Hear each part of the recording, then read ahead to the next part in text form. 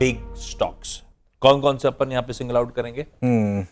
सबसे पहले मैं बात करूंगा बीएसई की। ओके। बीएसई को मैं देखिए ग्रीन ले रहा हूँ क्योंकि एक तो मोमेंटम काफ़ी अच्छा है, मार्केट अच्छी चल रही है बीएसई की, मतलब वो स्टॉक मार्केट की। क्या हुआ ना आशीष, बीएसई में ना पिछले हफ्ते ज़बरदस्ती एक वो खबर चलाई गई कि, और 3-4 चैनल्स ने उसको चला दिया, ट्यूसडे चाहिए एनएससी को। ट्यूसडे नहीं, एनएससी को ट्यूसडे चाहिए सबको। देखिए सबको ट्यूसडे चाहिए। अगर ट्यूसडे फर्स्ट मूवर एडवांटेज इनके पक्ष में जा रहा है किसको NSE नहीं के, चाहिए होगा। ऐसा हाँ, चल रहा था। एक हवा सी बनी थी कि अब बीएसई सीईओ एमडी ने क्या कहा था, अभी तक तो प्रपोजल जाएगा, उसके बाद पहले तो सेबी का वो तो कंसल्टेशन पेपर था, फाइनल रूल आएगा, उसके बाद हम दोनों से टाइम मांगा जाएगा। 15 जून तक तो अभी टाइम दिया है, 15 जून तक तो बीएसई एनएससी लिखेंगे। ये कहाँ से डिसाइड हो गया ऑलरेडी कि ट्यूसडे किसी एक एक्सचेंज को दे दिया गया है? देखिए मेरी किसी एक एक्सचेंज से कोई वो नहीं है, मैं दोनों एक्सचेंजेस को इक्वली रिस्पेक्ट करता हूँ। और लेकिन बात यह है कि ज़बरदस्ती स्टॉक गिरा उसकी वजह से, उसके बाद उसमें रिकवरी भी आई। अब हो सकता है बीएसई आगे जाके गिर जाए, काफ़ी महंगा स्टॉक है और लॉजिकली इस लेवल पे लॉन्ग नहीं बनता बीएसई में। लेकिन मार्केट में सिर्फ लॉजिक काम नहीं करता है ना, मार्केट में तो बाकी चीज़ें काम करती हैं, इसमें मोमेंटम बहुत स्ट्रांग है।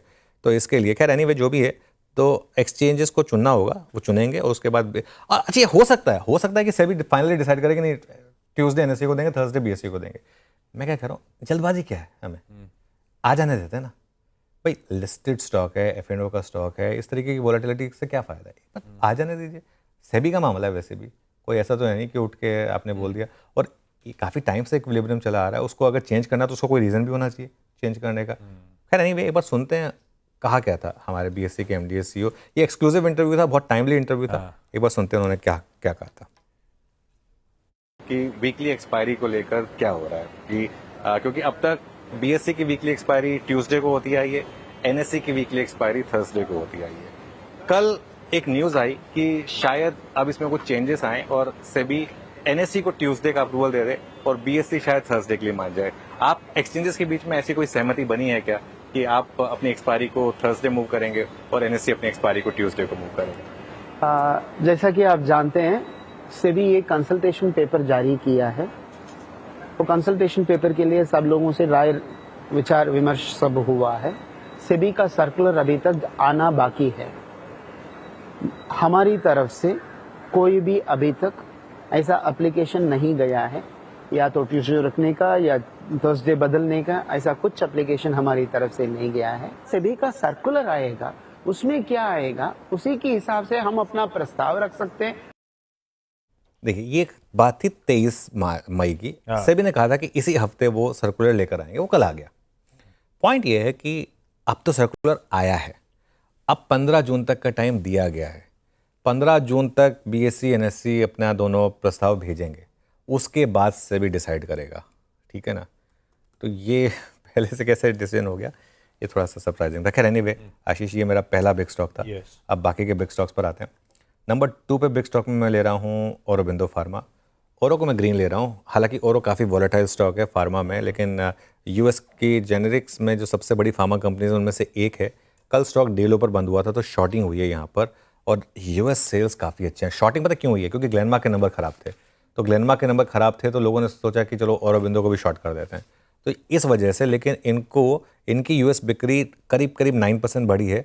430 मिलियन का एस्टीमेट था, 470 मिलियन है, ये बहुत बड़ा नंबर है ये। और यूरोप की भी बिक्री ठीक ठाक है। इनकी भी आज सुबह 8:30 बजे कॉन कॉल है, तो वो जैसे कल ग्लेनमार्क की थी तो उससे पता चलेगा। लेकिन इसको मुझे लग रहा है कि आज इसमें शॉर्ट कवरिंग होनी चाहिए औरोबिंदो में।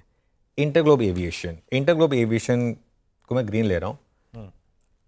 डिपेंड करता है कि विंडो में होगी डील या नहीं होगी, बड़ी डील है। अगर तो विंडो में हो गई तब तो खैर आपको मौका ही नहीं मिलेगा, लेकिन अगर विंडो में नहीं हुई और अगर ओपन मार्केट में हुई तो आपको चांस मिलेगा, फिर वो चांस मिलेगा आपको लोअर लेवल पे पार्टिसिपेट करने का। हम 1800 के लेवल से इंडिगो पर हमेशा हमने वन वे व्यू लिया, कभी इसमें ज़िंदगी में शॉर्ट नहीं दिया इसमें इंटरग्लोब एविएशन में। और एक 10,000 का हमारा एक लॉन्ग टर्म का टारगेट भी रहा है, one of our favourite stocks रहा है, ये सब जानते हैं इस चीज़ को। तो इस वजह से ये हमारा एक और बिग स्टॉक होगा। और फाइनली आज का accident of the day, guess करिए क्या हो सकता है? ओलेक्ट्रा ग्रीन टेक।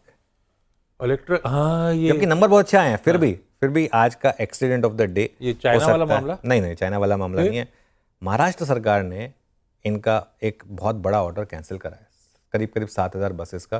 बाप रे। वो एक मिनिस्टर साहब ने खुद ट्वीट करके वो किया, क्योंकि टाइम ही नहीं कर, डिलीवरी नहीं कर पाई। ये स्टॉक की रीरेटिंग इस ऑर्डर की वजह से हुई थी। ये डिलीवरी नहीं कर पाए। 5,150 बसों की सप्लाई का ऑर्डर मिला था और ये 12 साल का ऑर्डर था, 10,000 करोड़ का ऑर्डर था।